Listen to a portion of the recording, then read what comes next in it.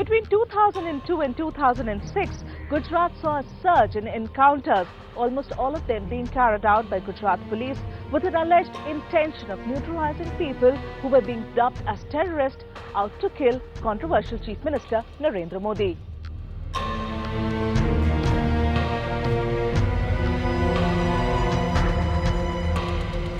Well, that's right, Megha. But with the CBI now filing its first charge sheet in the Ishrat Jahan case and investigations in other cases like that of Sadiq Jamal and Sohrabuddin in advanced stages, it's politics like never before in Gujarat and beyond. Is it then the encounter quagmire of Narendra Modi? Hello and welcome to this week's edition of Politics First.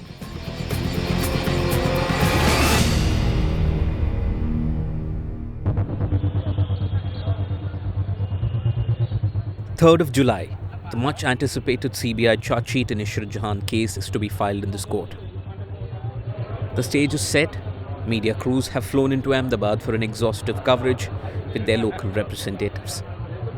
It's 2:30 p.m. and the ever-increasing media contingent has learned that the CBI will now file the charge sheet any minute now.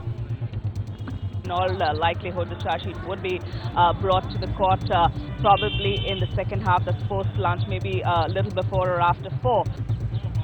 It's 4 and the wait is getting endless. Fearing a deluge of questions, the CBI sleuths took this back gate of the court to enter the compound, one of their representatives carrying the all-crucial charge sheet.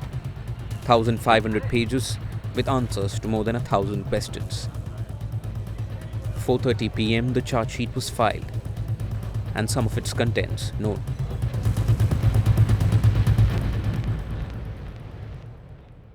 Almost 3 days before the charge sheet was filed, we here at Times Now brought you exactly what the charge sheet was likely to contain. And just like we had said, the charge sheet confirmed that the investigations revealed that this fake encounter was a joint operation between Gujarat police and the IB officers. In the last week of April 2004, upon his arrival in Ahmedabad, Zishan Johar was picked up by a joint team of Crime Branch and the SIB and taken into illegal custody. In fact, right after this incident came another abduction by the same set of officers when they picked up Amjad Ali from Gota crossing on the outskirts of Ahmedabad on 26 May 2004. Finally, Ishrat and Javed too were intercepted again by a joint team from Vasat Toll Naka in Anand 3 days before the encounter. And on 15 June 2004 at about 4:30 a.m., all 4 were eliminated in a staged shootout on the outskirts of Ahmedabad. Interestingly, the charge sheet stopped short of naming Chief Minister Narendra Modi and the then Home Minister Amit Shah. In New Delhi, the Congress, almost on cue, joined the dots. A fake encounter is nothing else except the law enforcement agency stepping beyond the pale of law.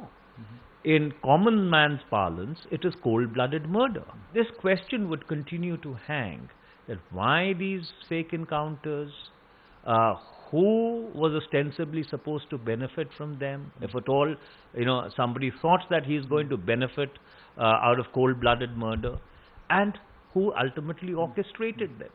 Sir, has the centre misused the CBI, which is the allegation of the Bharatiya Janata Party? Why the double standards? When the Central Bureau of Investigation comes to a particular conclusion in Haran Pandya's case, they are over the top. And when the conclusion goes against them, then it becomes the Congress Bureau of Investigation. Ishrat's family spoke to the media in Mumbai. They called it half-justice. मुझे इस बात की खुशी है कि कुछ officers का नाम इसमें आया है, लेकिन मुझे पूरी इस बात की खुशी नहीं है क्योंकि जिन लोगों ने मेरी बहन को मरवाया है, जिन लोगों ने बहुत बुरी तरह से उनका कत्ल किया, उनको मारा है, उन लोगों को पूरी तरह से अभी नाम नहीं आया है, उन लोगों को सजा नहीं मिली है, इसलिए हम लोग अभी पूरी तरह से खुश नहीं हैं। हर ख्वाब टूट गया, हर अरमान हम लोग का टूट गया। हम लोग 5 बहन हैं, उनकी शादी का प्रॉब्लम हो गया, मेरे भाई को जॉब नहीं मिली, सब कहीं भी जाता है जॉब करने के लिए तो उसको बोला जाता है कि तुम ऐसे जाओ कि भाई को तुमको जॉब नहीं मिलेगी। हम लोग चाहते हैं कि जो लोग भी इसमें शामिल है, चाहे जो हो, पुलिस ऑफिसर हो या कोई बड़ा नेता हो या कोई अफसर हो, कोई भी हो, उनको सख्त से सजा A little after 6:30, the newly appointed General Secretary Amit Shah left for his residence. He saw all the developments on TV, sitting in his room in the party headquarters. Sources say he then spoke to Narendra Modi and gave direction to spokespersons on what exactly needs to be said. Every time an IB input is given to any state government, it is given as an institutional process at least once in a week. Any briefing or any input given to states or information shared to states are briefed to the Prime Minister himself. So the changed affidavits, which once said, yes, there is a terrorist-related possibility of an attack, which was in 2007. Later in 2009, they changed it saying they have no role to play. That the information shared was genuine from the IB side has been reiterated every time, even though the lines have been changing every now and then. So with this, the BJP thinks that this charge sheet which has been filed clearly underplays the role of LET, underplays the role of terrorists, and certainly indicts the Indian security apparatus and demoralizes them in the process. The CBI charge sheet almost immediately waged a political war, particularly between the Congress and the BJP.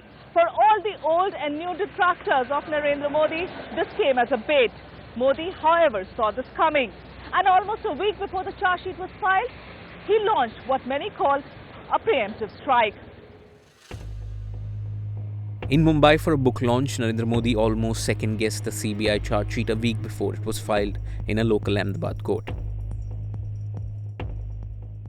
मैं तो हैरान हूं किस प्रकार से CBI का दुरुपयोग ये लोग कर सकते हैं। ये मेरे साथ न गुजरी होती तो मुझे पता ही नहीं चलता कि इतना दुरुपयोग करते हैं।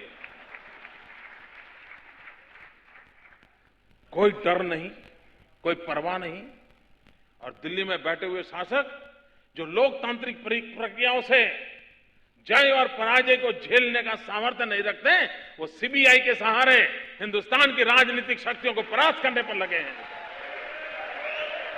इन दिनों तो क्या हुआ, आईबी और सीबीआई आमने सामने साहब, बताइए।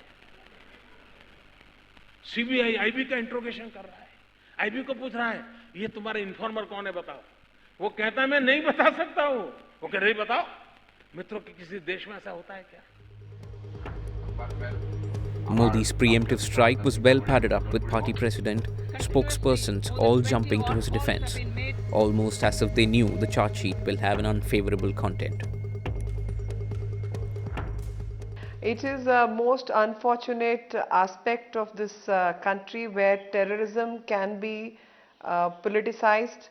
In a case of 2004 encounter, where the lady was a known LET operative, and today Congress party has become a certification and verifying agencies for encounters and fake encounters. From old to the newly turned force, this was a field day. We are absolutely not surprised. We are expecting it, and there are more skeleton will be in the cupboard of Gujarat government.